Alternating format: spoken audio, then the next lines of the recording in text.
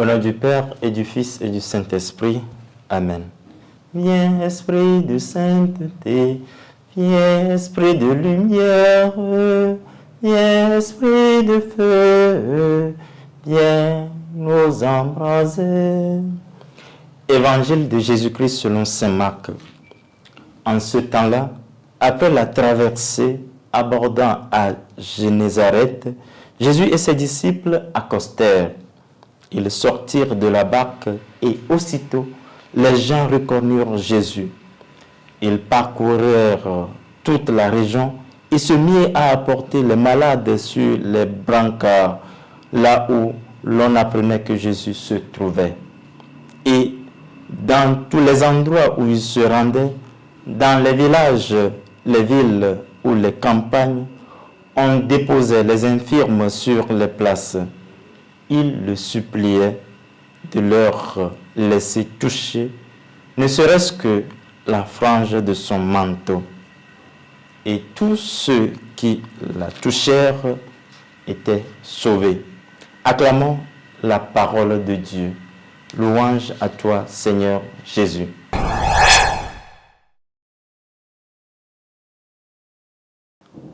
Rendu en ce 6 février, la parole de Dieu nous invite à nous approcher de Dieu pour obtenir la guérison.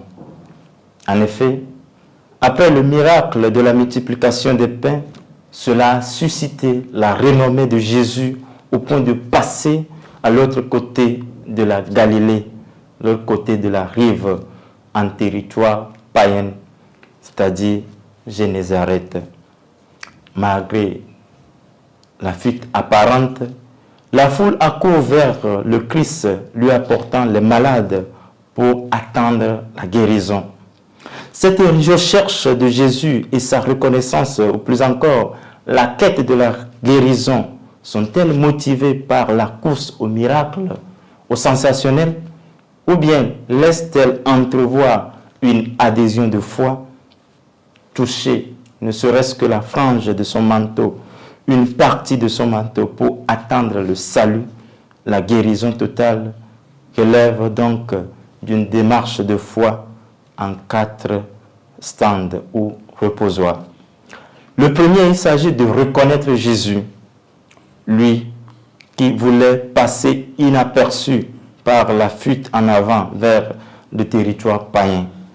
Le second est d'être en route, marcher à la rencontre du Christ. Dans cette suivance, on atteint la supplication, la prière en 3e lieu, motivée par la demande du pardon qui est couronnée en dernier lieu par l'exaucement garanti du salut.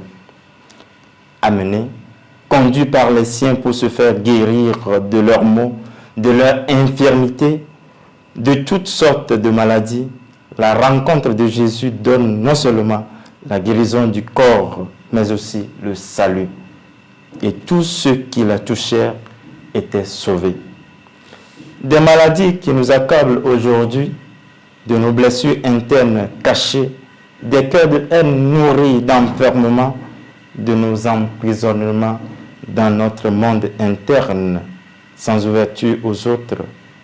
Puissions-nous, touchés par le Christ, ou du moins nous laisser toucher par lui pour bénéficier de sa grâce en vue de la guérison totale.